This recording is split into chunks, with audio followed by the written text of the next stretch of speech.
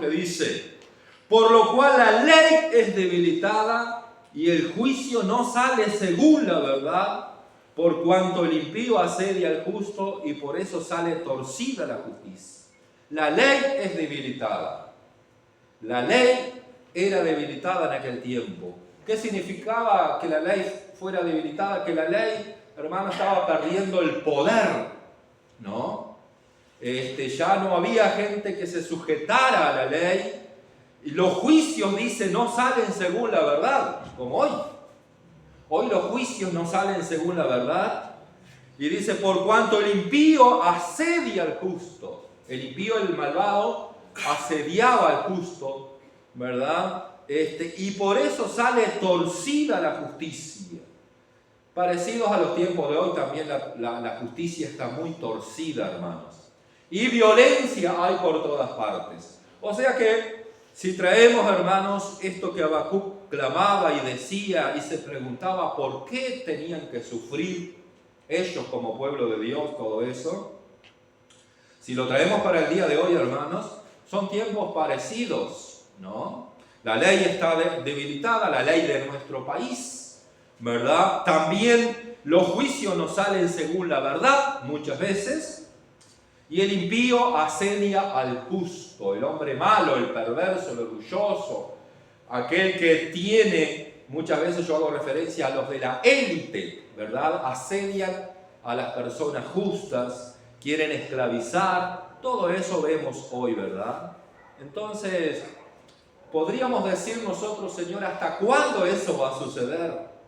¿Hasta cuándo, Señor, va a estar pasando esto sobre nuestra nación, sobre nuestro país? La ley es debilitada, los juicios no salen según la verdad y el impío asedia al justo y por eso sale torcida la justicia. Todo eso, hermanos, nosotros podíamos decirle. Hay gente que dice, si Dios existiera, ¿por qué tanta maldad, tanta violencia, tanta guerra, tantas muertes? La gente se hace esa pregunta, ¿verdad? ¿Por qué tantas cosas? ¿Por qué Dios todavía no le ha puesto fin a todo esto, hermano? Pero Dios le va a poner fin.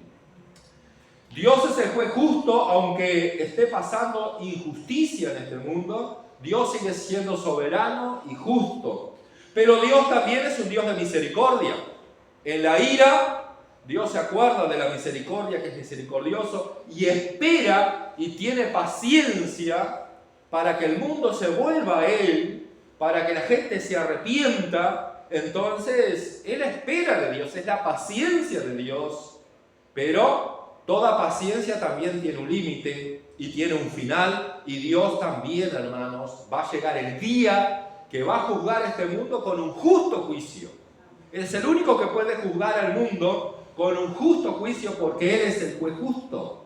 Entonces, si Él es el juez justo, hermano, la justicia va a salir según la verdad de Dios. El mundo a veces cree que tiene su verdad y que puede atropellar con su justicia, pero la Biblia dice que la justicia del ser humano es trapo de inmundicia, es fallida, ¿no? Ahora, hermanos, por más que Dios esté, digamos, en su soberanía, Él permita todas estas cosas, igual nos aflige como le afligía el profeta Habacuc esa situación. Señor, tú estás usando los más malos para castigarnos. Los más malos eran justamente el rey de Babilonia, Nabucodonosor. Con todo su dominio, era un rey egocéntrico, perverso, malvado, y Dios estaba usando ese pueblo para castigar a Israel, a Judá, ¿verdad? Y bueno, es la forma que a veces Dios tiene. A veces a nosotros no nos gusta el presidente que nos tocó, o el líder que nos tocó, o hay países, por ejemplo, que están bajo una dictadura, sufriendo una opresión de un tirano, y en muchas ocasiones tiene que ver, hermanos, porque el pueblo está mal, el pueblo incurrió en falta, en pecado, en desobediencia. Entonces a veces Dios usa a los líderes de nuestra nación para que también de alguna forma traigan juicio sobre el pueblo y sobre toda la nación. Ahora, Lo que interesa aquí, hermanos, es lo que viene más hacia adelante, ¿verdad? Ahora, en el capítulo 3 ahí, la oración de Habacuc, dice Habacuc, ora sobre la ciudad de Sigionot: oh Jehová, he oído tu palabra y temí. Dios estuvo hablando en el capítulo 2 ahí, ¿verdad? Hablando de todo lo que estaba sucediendo y pasando. Y él sintió temor de esa palabra. Y dice: Señor, por favor, oh Jehová, aviva tu obra en medio de los tiempos. Y en medio de los tiempos, hazla conocer. Y en la ira, acuérdate de la misericordia. Gloria a Dios. Aviva tu obra en medio de los tiempos. Hermanos, tenemos un Dios de lo imposible. ¿Cuántos creen? Amén. Tenemos un Dios de lo imposible. O sea que, aunque parezca imposible que pueda cambiar una nación, una sociedad, una familia, una persona X, aunque a vos te parezca imposible que Dios pueda transformar eso, o que tú digas, bueno, esto no va a cambiar más. Hermanos, tenemos un Dios de cosas imposibles. Tenemos un Dios que llama las cosas que no son como si fueran. O sea, Dios hace como Él quiere. Él tiene poder para hacer como Él quiere y sigue siendo soberano. Entonces no creas que es imposible. No creas que una situación en nuestro país, una ley en nuestro país, o nuestra sociedad, la violencia que hay en Durazno, los suicidios que hay aquí en Durazno. No creas que eso no puede cambiar, eso se puede revertir, hermanos. Si no, ¿para qué estamos? Deberíamos cruzarnos de brazos y decir, bueno, cada uno a su casa o cada uno a sus cosas. Pero si creemos y tenemos un Dios de cosas imposibles, hermanos, es posible que haya un cambio. A veces ese cambio debe comenzar por uno mismo, por nuestra familia, por nuestra casa, por nuestra vecindad, los vecinos que tenemos, ¿verdad? A veces comienza con ese grupito de gente que comienza un cambio de mentalidad. Qué lindo es cuando la gente cambia, hermanos. Qué lindo es cuando vemos una persona que era mala, la vemos cambiar su actitud hacia una persona buena. Y ha habido mucho de eso, hermanos. Lo que pasa es que se amplifica tanto el mal en la gente que uno no ve que hay gente que todavía es transformada por el Señor. La Biblia dice que mayor es el que está en nosotros. Mayor es el que está en nosotros. Amén. Él pelea nuestras batallas cuando están los gigantes. Amén. Dios pelea nuestras batallas, hermano, cuando hay gigantes. No cuando hay alguien que nosotros podemos ganarle, sino cuando hay gigantes. Y cada uno de ustedes y nosotros y la iglesia enfrentamos gigantes muchas veces. Pero la Biblia dice que mayor es el que está en nosotros. Está con nosotros y está en nosotros. Entonces hay esperanza. Amén. Gloria a Dios. No hay esperanza fuera del Señor. Eso sí tenemos que ver. Si usted cree que este mundo puede cambiar sin Dios, ahí lo estamos viendo, sin Dios. Pero sí que puede cambiar con Dios. O sea que hay esperanza si Dios está en el asunto, si Dios se mueve, si hay un despertar, si hay un avivamiento, hermanos, puede haber cambios en nuestras vidas, en la vida de la iglesia, en la familia, en la nación, toda puede. Amén. Pero no hay esperanza fuera del Señor, hermanos. Para nada. Hemos visto cómo este mundo le ha dado la espalda a Dios y así está, perdida, descarriada, mal. Muchos quitándose la vida por todos lados y acá en Durazno principalmente, hermanos. Estamos viendo cómo hay muertes todos los días, a veces por accidentes, otro por suicidio, otro porque hubo homicidio y de todo, hermanos, vemos cómo hay muerte por todos lados y gente desfalleciendo en las esquinas de las calles. Entonces, hermanos, no hay esperanza fuera del Señor. Pero aún creemos en Dios, aún Dios está en el asunto porque Dios permite, Dios espera, Dios sigue gobernando todas las cosas a pesar de que Él permita esas cosas. Porque si Dios, hermanos, mueve un dedo, todo cambia. Entonces debemos tener esperanza, hermanos. Vivimos tiempos que son realmente hostiles para la familia. ¿Cuántos problemas a nivel de familia? Hostiles en el lugar de la salud. ¿Cuántos problemas de salud? Que a veces afectan a los hijos de Dios también, que creen, que buscan. Ellos sufren o sufrimos a veces situaciones de salud difíciles, complejas, que no son fáciles a veces, que duelen muchísimo o que nos afligen muchísimo.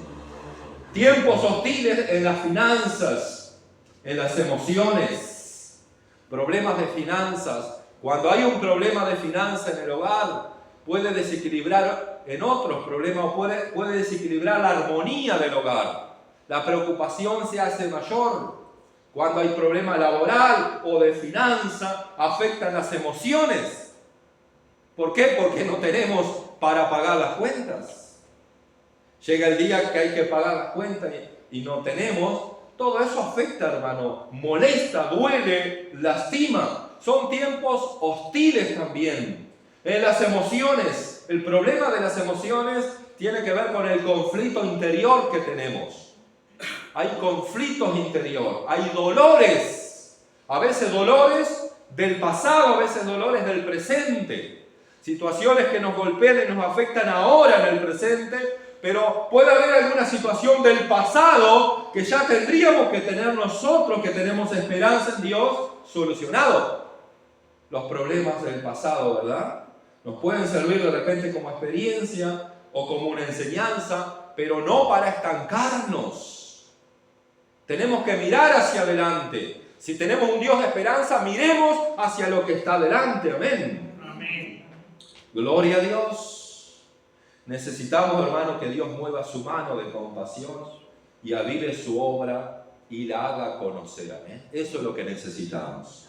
Eso es lo que necesita tu casa, tu hogar, tu familia. Que Dios avive su obra en medio de los tiempos o en medio de la situación. Señor, aviva tu obra. Trae un despertar, trae una sanidad, trae una restauración, trae una bendición, trae un soplo de tu Espíritu Santo y hazla conocer. Amén. La obra de Dios es una obra perfecta, es una obra de la verdad que nos hace libre.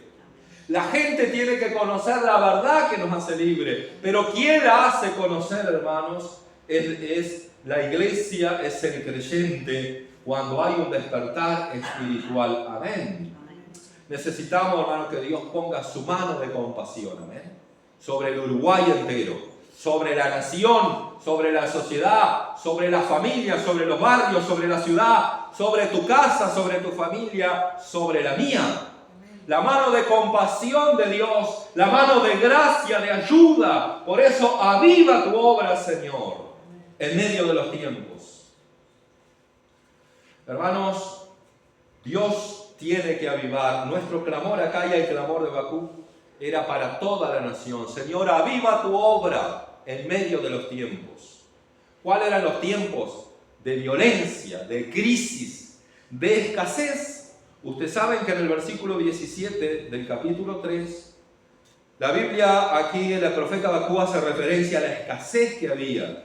Había una crisis financiera, había una crisis, había como una sequía, porque dice, aunque la higuera no florezca, ni en las vides haya frutos, aunque falte el producto del olivo, y lo labrado no dé mantenimiento, y las ovejas sean quitadas de la majada, y no haya vacas en los corrales. Había una crisis también porque cuando invadía un pueblo enemigo se llevaba todo.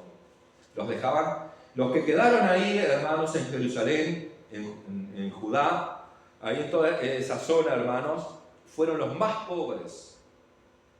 Dice que Nabucodonosor dejó a la gente más pobres. Se llevó a la juventud, se llevó a mujeres, se llevaron a niñas, a niños, ¿verdad? A la gente guerrera, se llevó todo lo mejor y dejó a la gente pobre, pero los dejó sin nada todavía.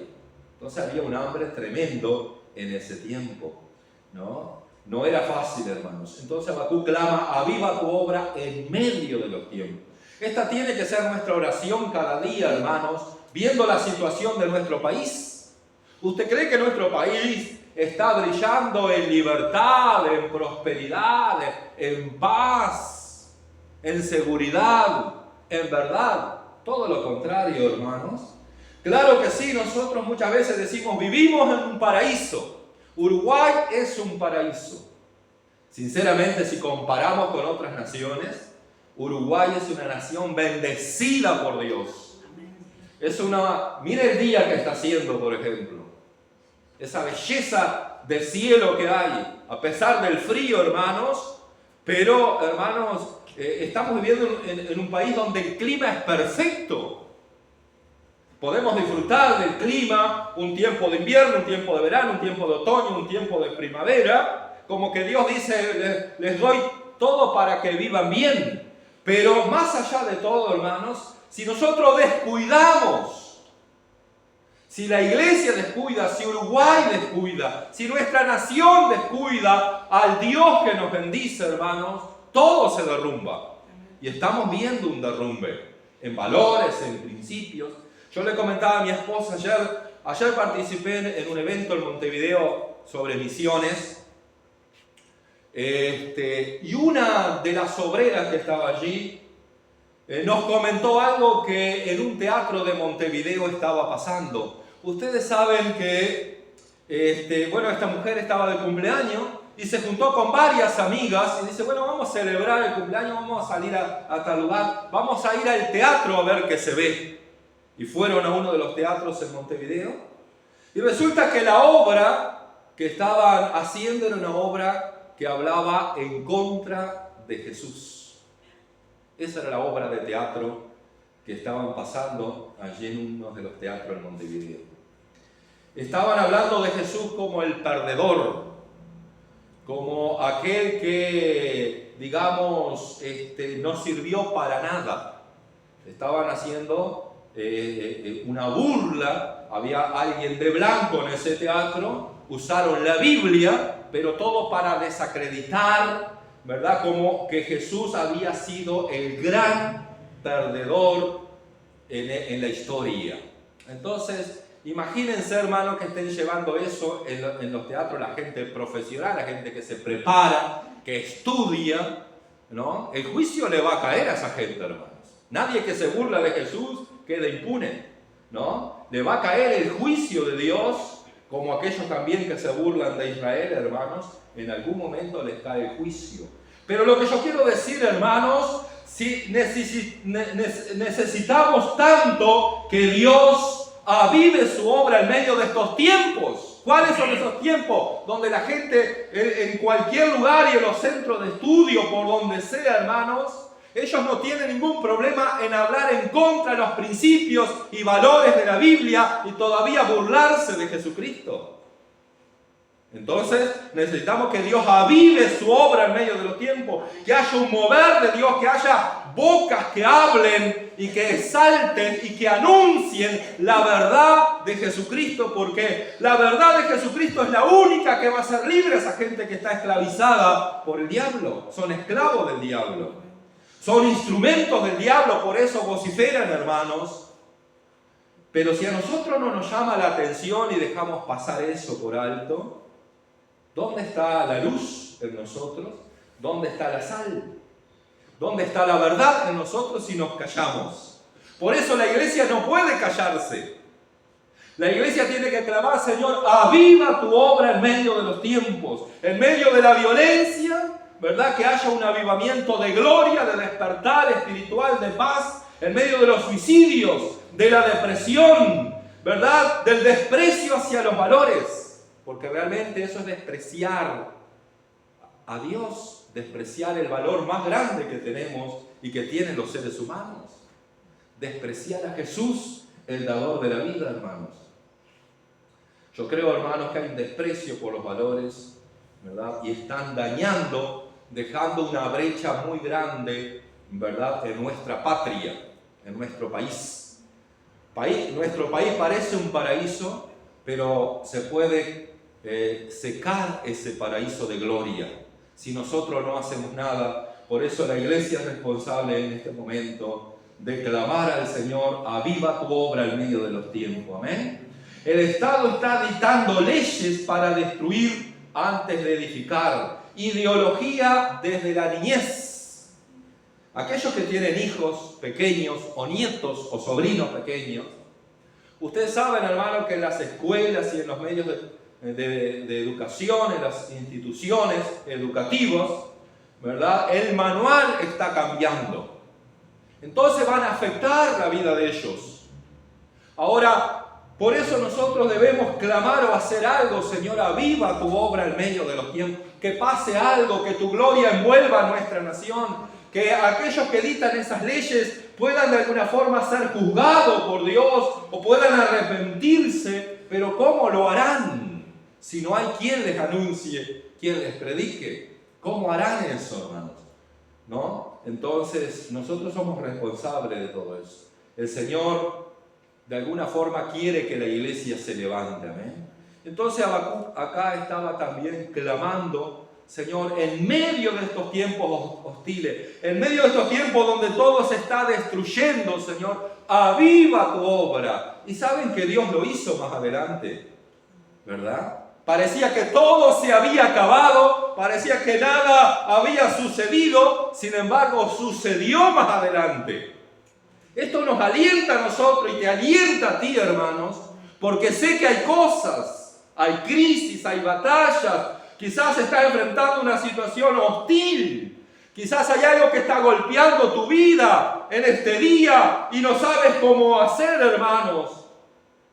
Pero hay un Dios que sí sabe cómo darte la victoria. ¿Amén? Amén. Dios va a solucionar cosas para ti. ¿Amén? Quizás sea más adelante.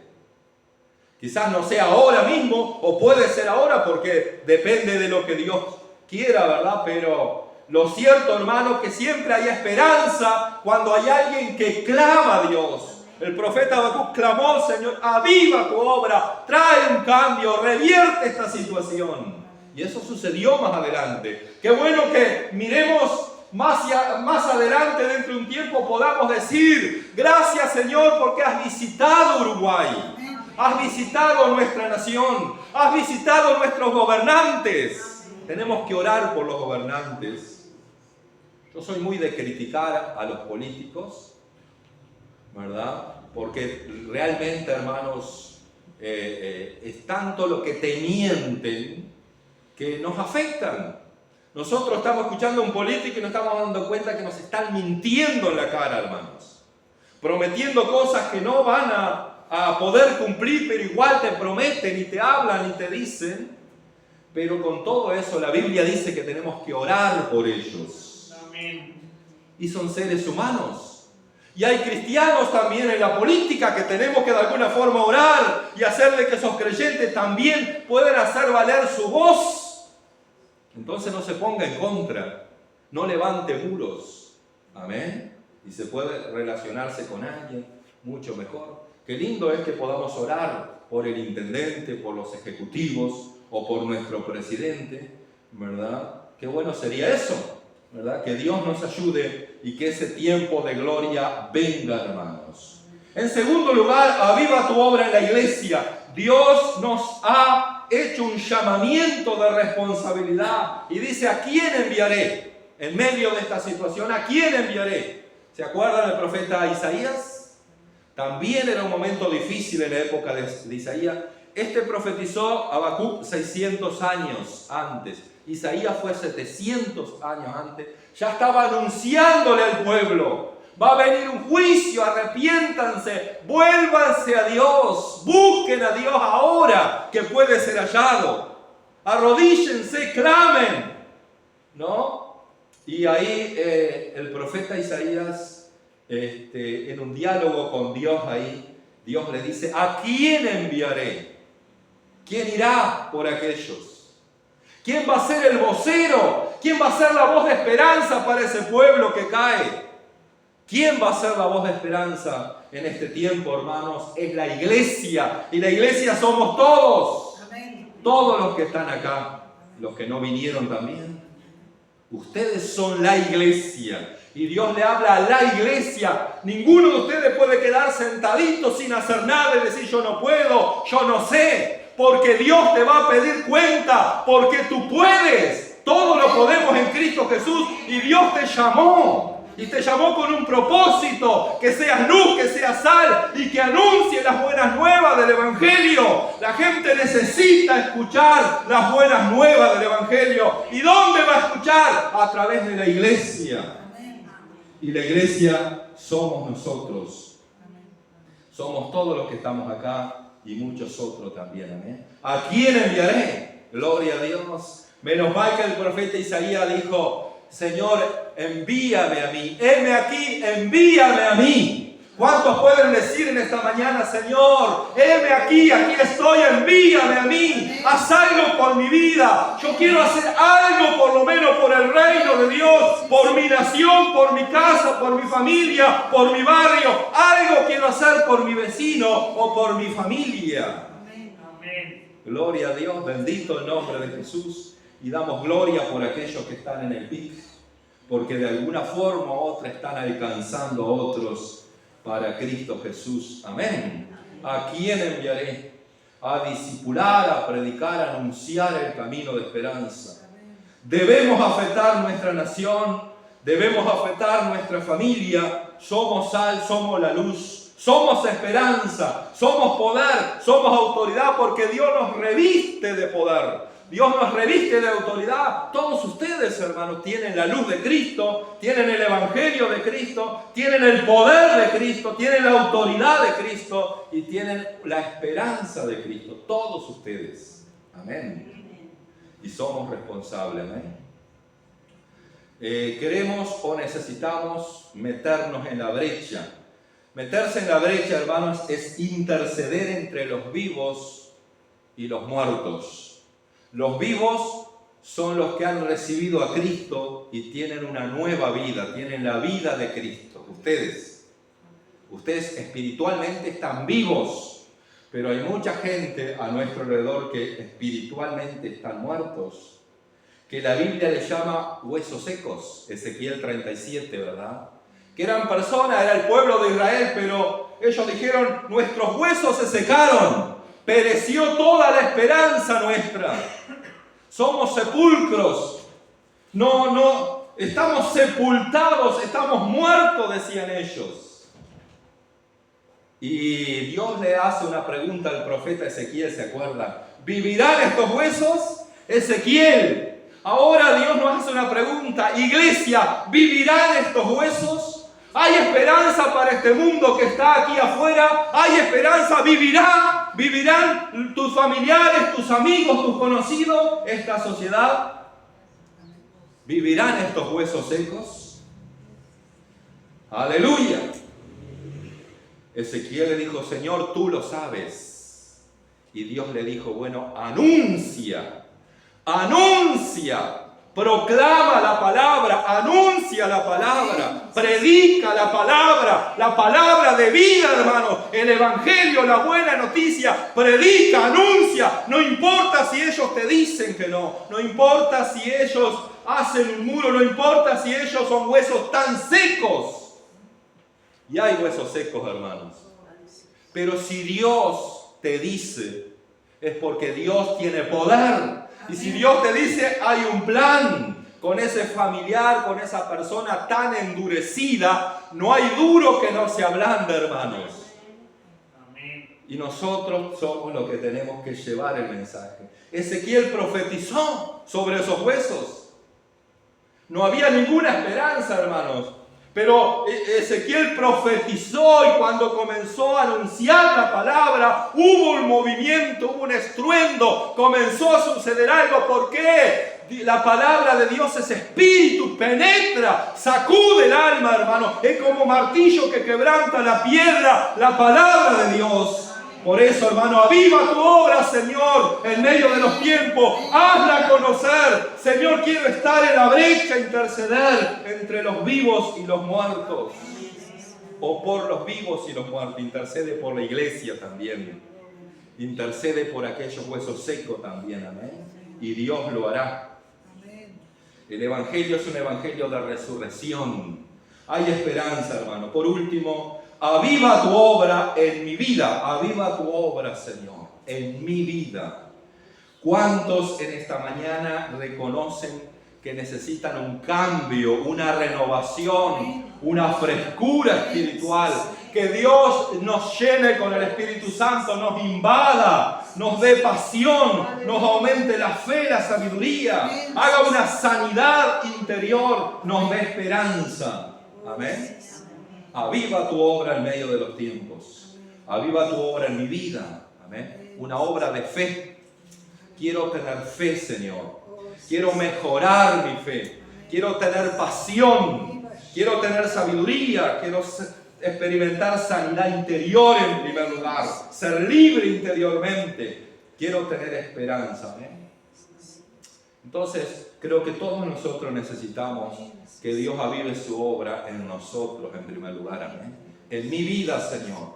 Señor, quiero sacar mi mente de ese encierro espiritual.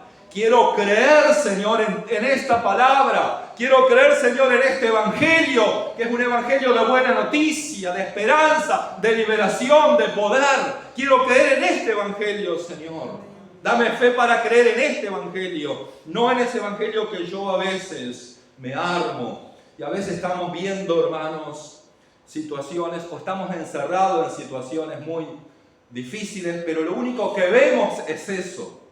Entonces necesitamos que Dios avive nuestra fe, porque no es por vista, sino es por fe que andamos. Podemos estar viendo una situación difícil, crítica, y decir, qué difícil, qué complejo, no sé cómo voy a hacer, qué desastre, qué otro. Eso es lo que estamos viendo con nuestra vista. Pero si comenzamos a ver el poder de Dios en medio de los tiempos, Dios va a avivar algo, Dios va a hacer algo a su favor, Dios va a romper esa cadena, Dios va a sanar, Dios va a hacer que aparezcan los recursos, Dios lo va a hacer, el Cristo vivo que resucitó lo va a hacer, hermano.